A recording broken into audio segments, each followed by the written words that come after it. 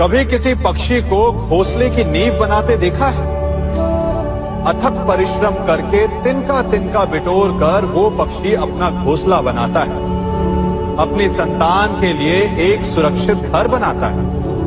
और फिर कहीं से तीव्र आंधी आती है, भारी वर्षा होती है और उसका घोंसला तिनका तिनका करके बिखर जाता है। फिर वो पक्षी क्या करता है?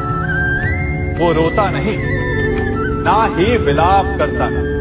वो बिना विलंब करे फिर से अपना घोंसला बनाना प्रारंभ कर देता है और सफलता पाता है। फिर हम क्यों छोटी छोटी असफलता से भयभीत होकर परिश्रम करना छोड़ देते हैं?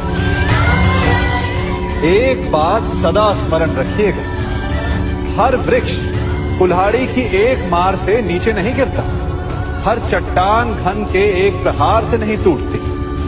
सफलता पाने के लिए अनावरत परिश्रम करना ही मात्र एक मार्ग है। स्वीकारण, सत्य का स्वीकारण मनुष्य के लिए बहुत ही महत्वपूर्ण है। जब तक मनुष्य सत्य को स्वीकार नहीं करता, उसे असत्य से लड़ने की शक्ति प्राप्त नहीं होती। जब आप भोजन करते हैं तो क्या होता है?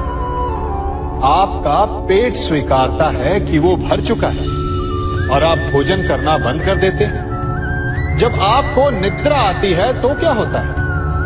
आपका मन स्वीकारता है कि आपका शरीर थक चुका है और उसे विश्राम की आवश्यकता है। उसी प्रकार जब आपको किसी व्यसन को रोकना हो तो आपको स्वीकारना पड़ता है कि बहुत हो चुका, चाहे वो लालच हो या मदिरापान। उस व्यसन का त्यागना तभी प्रारंभ होता है जब आप ये स्वीकार कर लेते हैं कि आप उस व्यसन के बंधक हैं। हम में से ऐसा कोई नहीं जिनकी परछाई उनसे दूर रहती। हमारी परछाई सदैव हमारे साथ रहती है। कदाचित हमारी परछाई हमारे कर्मों के फलों का संकेत है।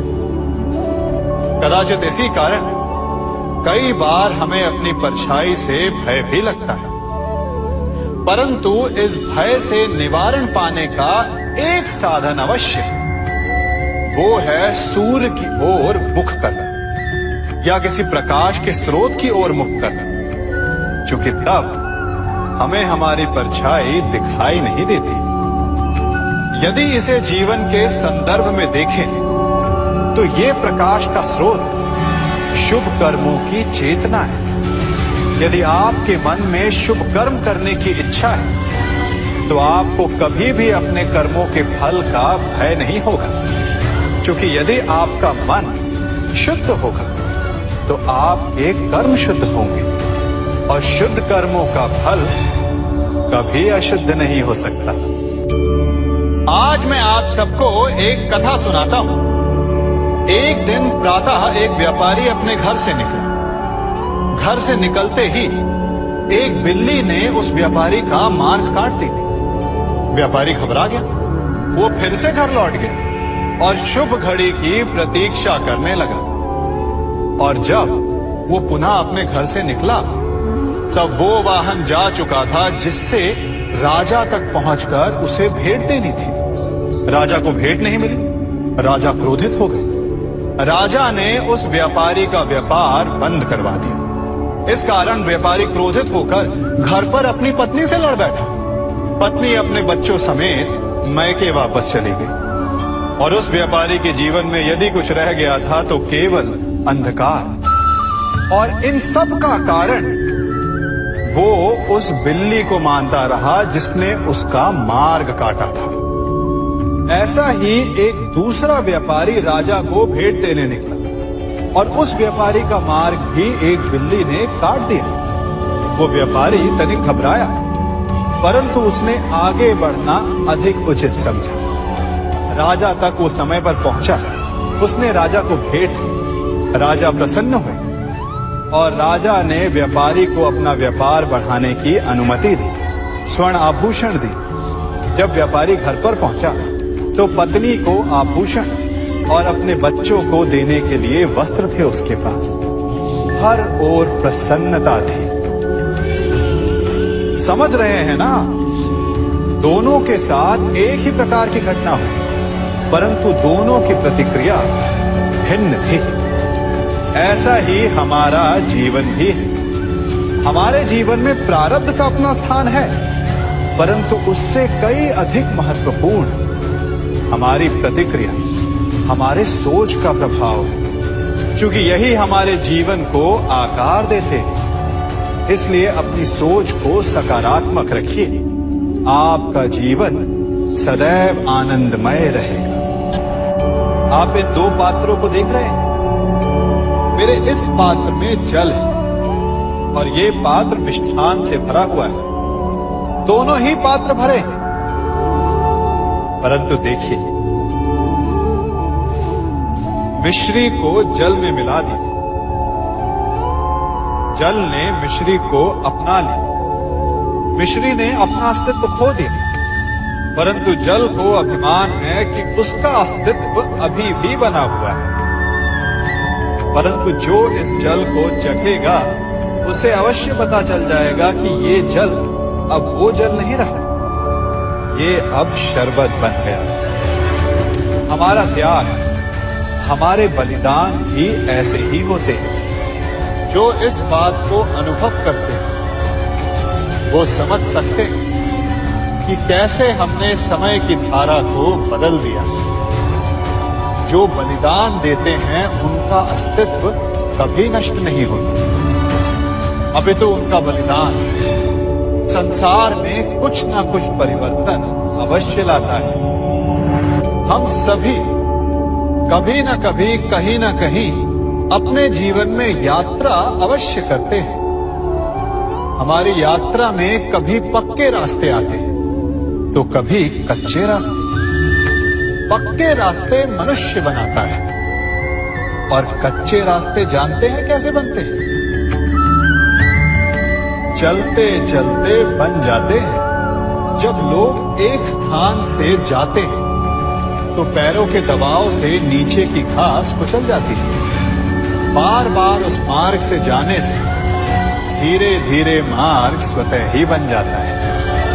और यही जीवन है, यही नियति है। जब आपके जीवन में आपको मार्ग ना मिले तो रुकिए नहीं, आगे बढ़ते रहिए और आपके पैरों के दबाव से मार्ग स्वतः ही बन जाएगा। हम सभी अपने जीवन में सफलता चाहते हैं, है ना?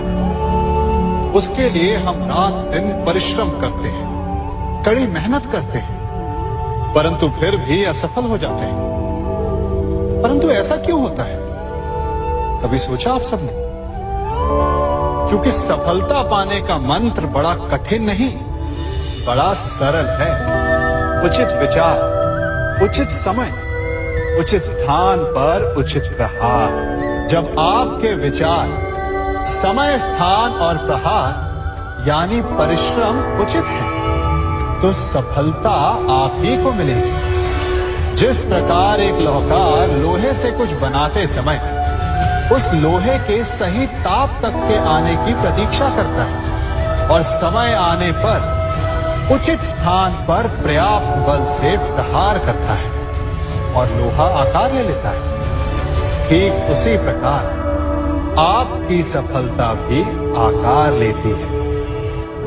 हम सभी को अपने जीवन में कभी ना कभी निराशा मिलती है, असफलता मिलती है और अधिकतर लोग इसके पश्चात भाग्य का रोना लेकर बैठ जाते हैं। कुछ कहते हैं कि जिस स्थान पर मैं हूं उससे कई ऊंचे स्थान पर होने के योग्य था, परंतु नहीं जा पाया। किसी को पीड़ा है कि उसे जो मिलना चाहिए था वो उसे नहीं मिला, भाग्य ही बुरा था। भाग्य क्या होता है? भाग्य वन में खिला पुष्प देवताओं को चढ़ाया जाएगा या किसी सुंदरी की वेणी में वो सजेगा या फिर उसे कुचलकर उत्पाद बना दिया जाएगा। ये सब एक पुष्प के नियंत्रण में नहीं होता, परंतु जब तक उस पुष्प का अस्तित्व है सुगंध बिखेरना उसके वश में अवश्य है। परंतु भाग्य हमारे वश में नहीं, और जो हमारे वश में नहीं उसके लिए दुखी होने से क्या होगा। कर्म पर वश है, वो कीजिए और धीरे धीरे भाग्य आपके वश में आ जाएगा, क्योंकि कर्म ही प्रधान है। सम्मान। मनुष्य के जीवन में सम्मान का बहुत अधिक महत्व है। वो उसे अपने हृदय, अपने मन से जोड़कर रखता है। कदाचित इसीलिए हम शत्रु के सम्मान पर चोट पहुंचाते हैं ताकि उसे पीड़ा पहुंचाई जा सके। परंतु ऐसा करने से सावधान रहे मित्रों। शरीर पर लगी चोट मनुष्य भुला सकता है, परंतु उसके सम्मान को लगी चोट उसे जीवन भर पीड़ा देती है।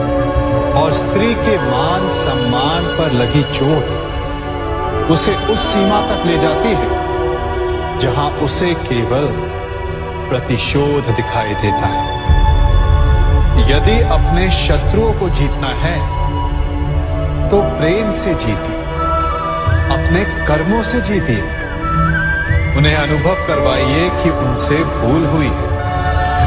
किसी के सम्मान को ऐसी चोट ना पहुंचाइए कि वो आपका नाश करने पर उतर आए। स्मरण रखिए, किसी का अपमान करके आपके हृदय को कदाचित थोड़ा संतोष आ जाए, परंतु उस अपमान से आप कई हृदयों को आघात पहुंचाते हैं और अपने लिए एक शत्रु और बढ़ा लेते हैं।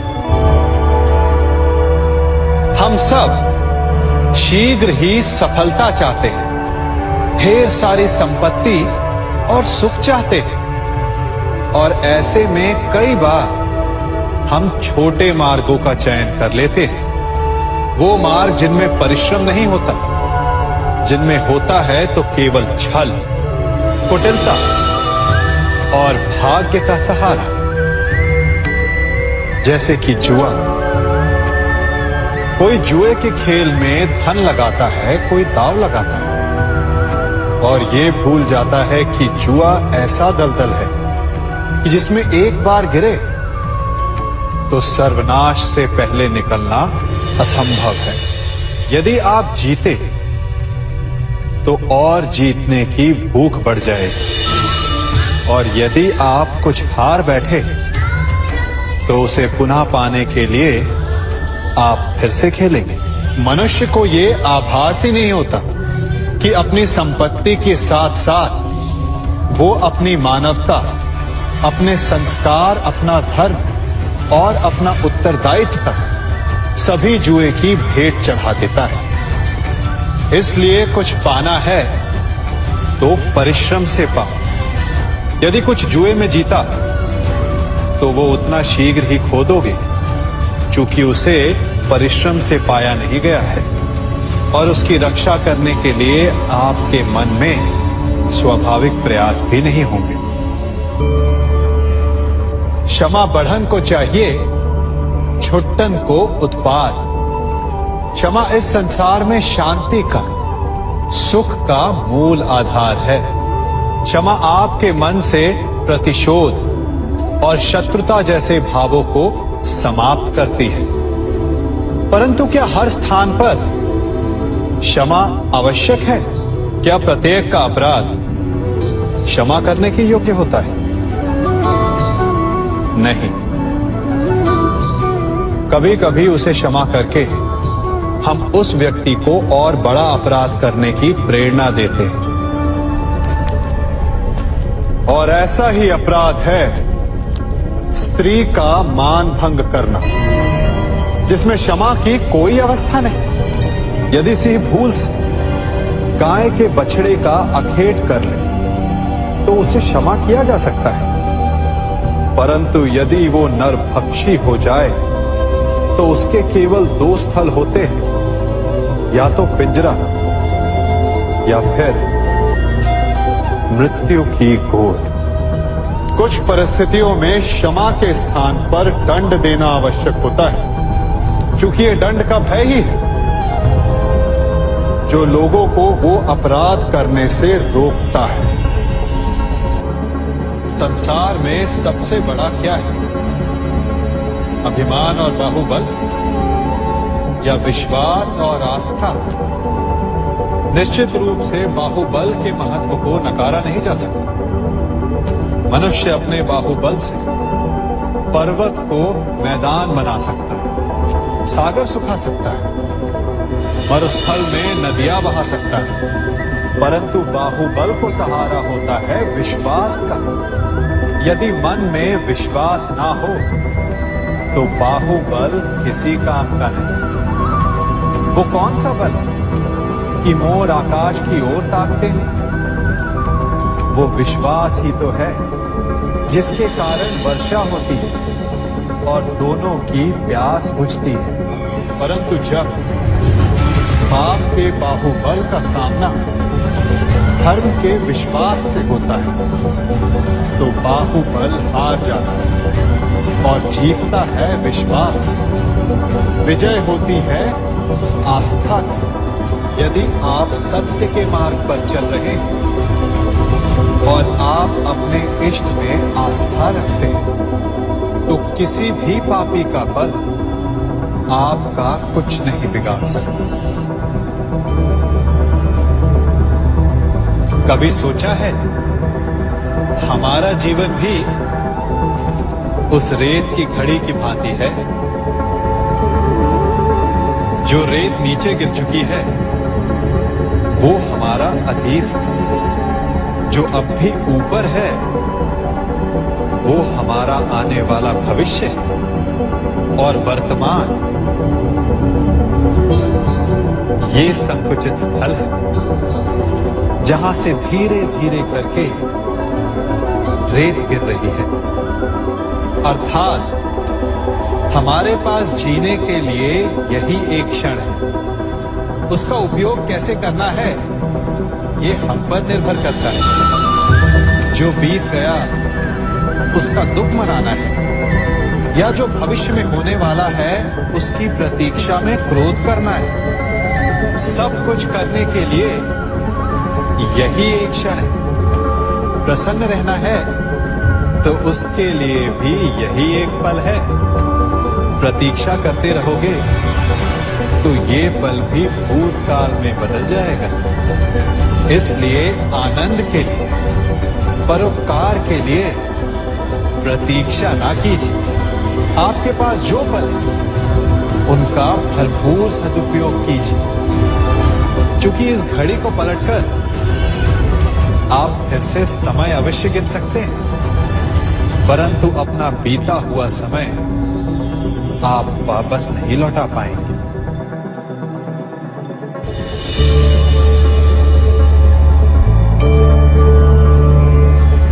मनुष्य के जीवन में संतान का बहुत महत्व है। उस संतान के लिए वो कितने कष्ट सहता है, उसे पालता है, पोसता है, और यदि यही संतान संताप का कारण बन जाए तो क्या ये उसका दोष है? अधिकतर ये दोष हमारे लालन पालन का होता है। बचपन में बालक के हठ को मानकर हमें आनंद की अनुभूति अवश्य होती है, परंतु धीरे धीरे अपने बालक के हठ को मानकर उसके हठ के दास हो जाते हैं।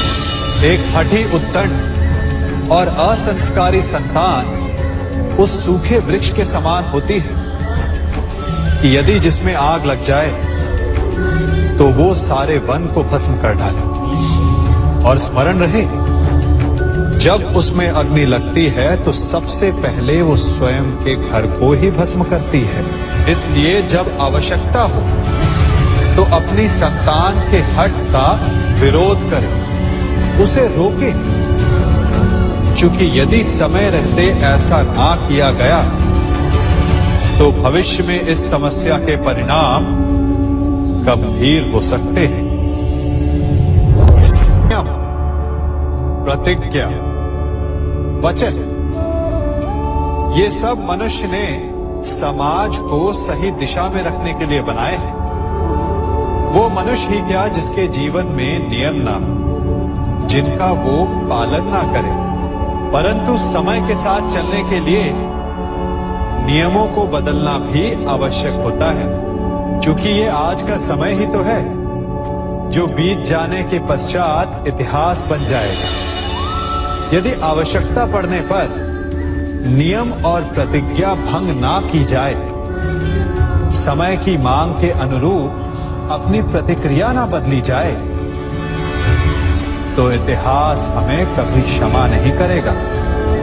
आवश्यकता पड़ने पर आपकी तोड़ी हुई एक प्रतिज्ञा, एक बंधन कभी कभी पूरे मानव इतिहास को बड़े विनाश से बचा सकता है। इसलिए नियम, प्रतिज्ञा, वचन कुछ नहीं, कुछ है तो केवल समय, जिसके अनुरूप चलने वाला ही सफल हो सकता है।